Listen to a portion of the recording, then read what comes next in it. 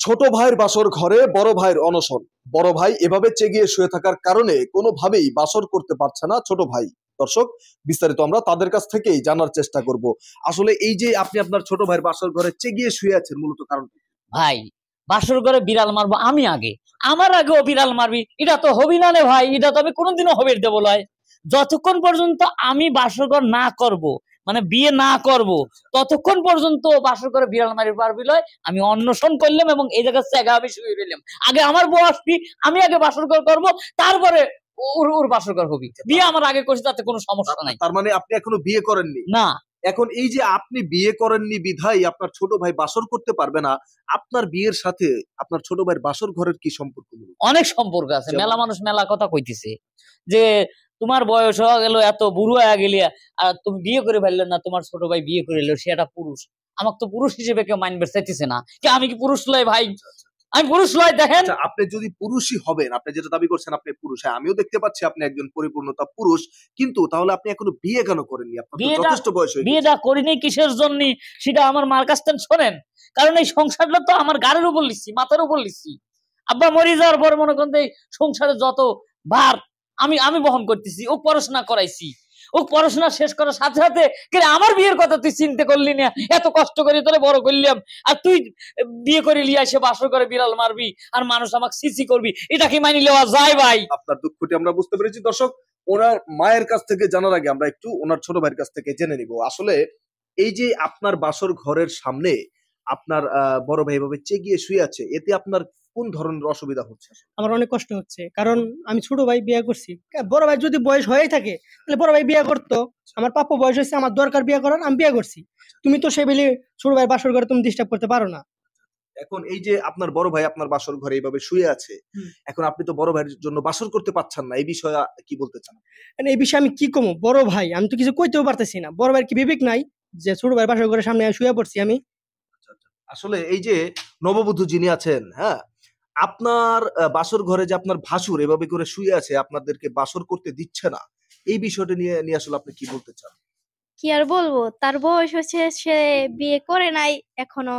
সে বিয়ে করতো তা তো আমাদের সমস্যা নাই, কিন্তু এখন আজকে বিয়ে করে আসলাম, আজকেই দেখেন বাসর ঘরের সামনে কিভাবে শুয়ে আছে। ভাবিদের কাছে শুনছি বাসর রাতে নাকি বিড়াল মারে, তো বিড়াল মারবো কি, তারই তো এখন উঠাইতে পারতাছি না। আচ্ছা, মানে আপনি অলরেডি বিড়াল মারা অপেক্ষায় আছেন, কিন্তু এই ভাসরের জন্য বিড়াল মারাটা দেখতে পাচ্ছেন না মূলত? না, এখনো দেখতে পারতেছি না। তার মানে আপনি জানেন না যে বিড়াল মারা কি আসলে? না, জানি না। আচ্ছা আচ্ছা, এখন এই বিষয়ে আসলে কি বলতে চান? এটা কি উচিত না অনুচিত? সে তার বয়স হয়েছে, সে বিয়ে করেনি, কিন্তু আপনাদের বাসর ঘরে ডিস্টার্ব করছে, এটা কি উচিত না অনুচিত?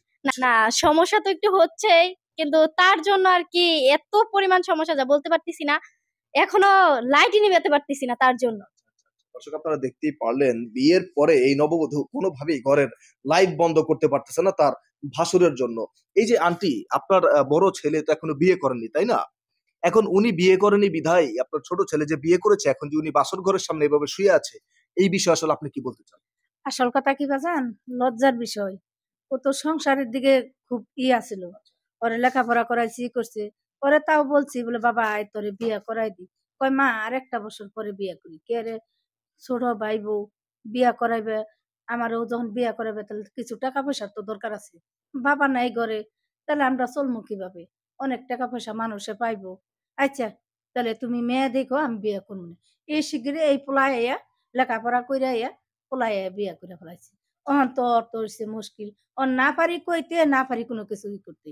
ওখানে যেরকম ঘরে ইয়া রয়েছে। দর্শক, আপনারা দেখতেই পারলেন আজকের ঘটনাটি। আপনারা তো শুধু কমেন্টে আমাকে গালাগালি করেন, কিন্তু কথাগুলো শোনার পরে আজকে বুঝবেন ভিডিওগুলো আমরা মূলত কি কারণে তৈরি করে থাকি। দেখেন, এই ভদ্রলোক, আমরা যেইভাবে ভিডিওটা তৈরি করেছি, এই ভদ্রলোকের যথেষ্ট বয়স হয়েছে, কিন্তু উনি বিয়ে করে না। কেন করে না? ফ্যামিলির চাপ বা বিভিন্ন টেনশনে থাকে। উনি ভাবতেছে যে কোনোভাবেই বিয়ে করলে হয়তো বা বউয়ের ভরণ পোষণ দিতে পারবে না, এই কারণেই কিন্তু তিনি বিয়ে করেন না। কিন্তু এটা মূলত আসলে ঠিক না। আপনি একটা জিনিস চিন্তা করেন, সৃষ্টিকর্তা সবাইকে দুনিয়াতে পাঠানোর আগে তার রিজিকের ব্যবস্থা করেই তাকে পাঠায়। তো এই ধরনের কিছু মানুষ আমাদের সমাজে আছে, শুধু হাই হুতাশ করে।